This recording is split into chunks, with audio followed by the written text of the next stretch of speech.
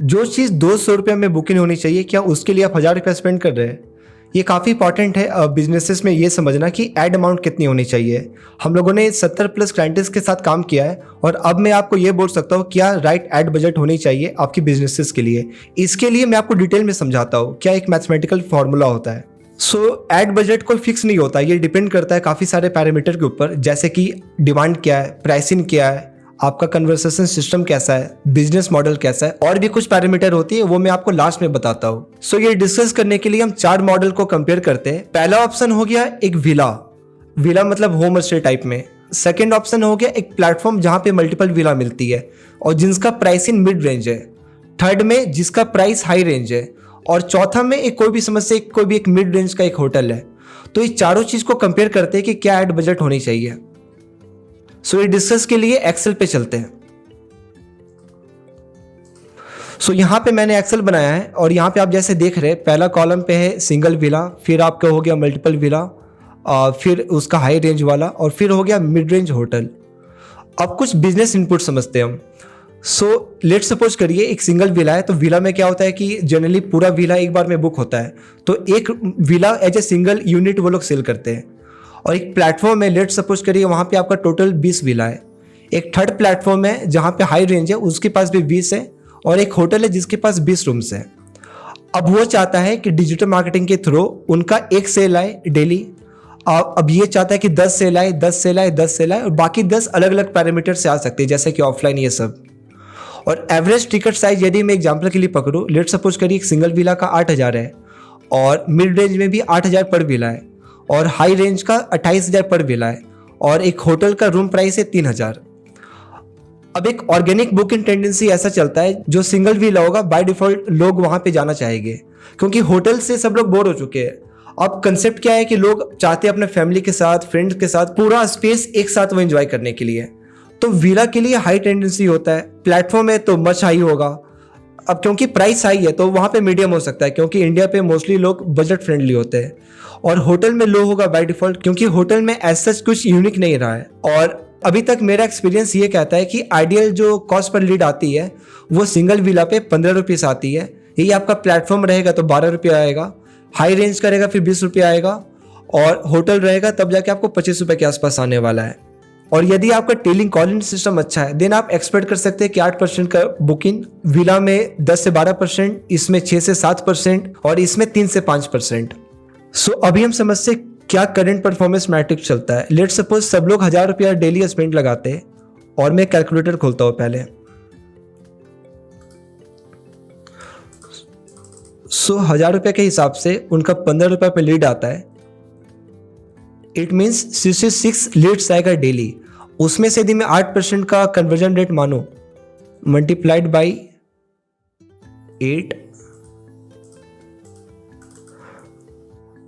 आप एक्सपेक्ट कर सकते हैं आपका अंदाजा से 5 से 6 आपका बुकिंग्स मिलेगा डेली। और इसी के हिसाब से बाकी सबका डाटा ये होने वाला है। यदि इनको एक सेलिंग करवाना था और ये एक्चुअली में करवा रहे 5.33, इट मीन्स कि स्पेंड ज़्यादा हो रहा। सिंपल सी बात है, कम स्पेंड में भी काम किया जा सकता है। और मैं यदि इसमें बात करूं, उनको 10 बुकिंग करवाना था और भी 9.2 के आसपास आ रहा है, देन प्राइस थोड़ा ज़्यादा हो सकता है। और मैं इसमें बात करूं, इसमें केवल 3 आ रहा है, इसमें प्राइस बहुत ज़्यादा होगा।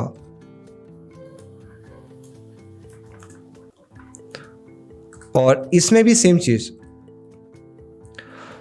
ये चीज़ें काफ़ी इंपॉर्टेंट है समझना, क्योंकि अभी के टाइम पे बिजनेस ओनर को डाटा नहीं होती कि एग्जैक्टली कितना स्पेंड होना चाहिए। इसके बेसिस में अब हम ये समझते हैं रिक्वायर्ड ऐड क्या होनी चाहिए, जो भी हमारा टारगेट बुकिंग्स के लिए था।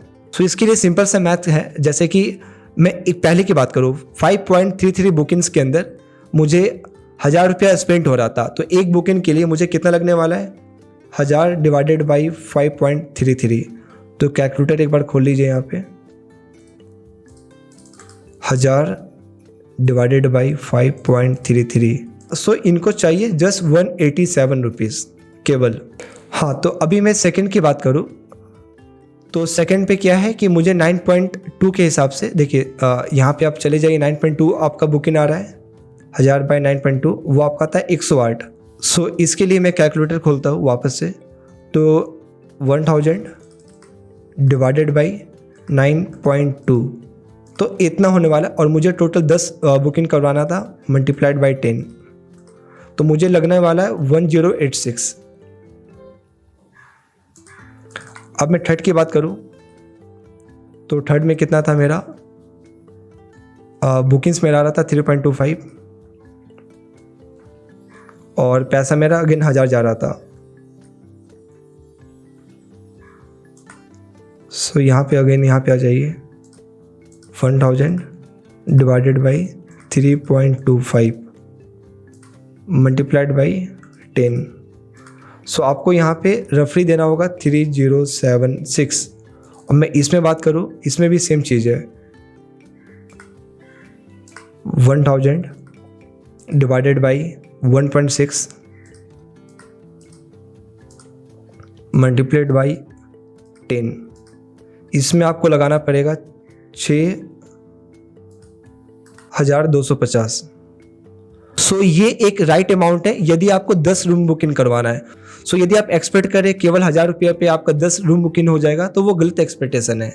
सो ये एक बजटिंग समझना काफ़ी इंपॉर्टेंट है। और अगेन इसमें दो चीज़ें इंपॉर्टेंट है। पहला, जो भी हमारा ये जो लग रहा है CPL, अब CPL डिपेंड करता है आपका क्रिएटिव्स कितना अच्छा है। तो यदि आप चाहते हैं कि ये थोड़ा सा और कम हो तो उसके लिए आपको क्रिएटिव्स अच्छा बनाना पड़ेगा।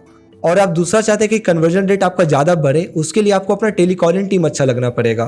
तो ये डिपेंड कर रहा है आपका एड क्रिएटिव पर, और ये डिपेंड कर रहा है टेलीकॉलिंग पर। सो ये दो चीज़ यदि आपका अच्छा है तब जाके आप इससे थोड़ा मोड़ा आप हाई एक्सपेक्ट कर सकते हैं। थैंक यू सो मच इस वीडियो के लिए। तो ये काफ़ी इंपॉर्टेंट था ये समझना कि क्या एड बजट होनी चाहिए ताकि आपको निराशा ना मिले अपने बिजनेस से। Thank you so much.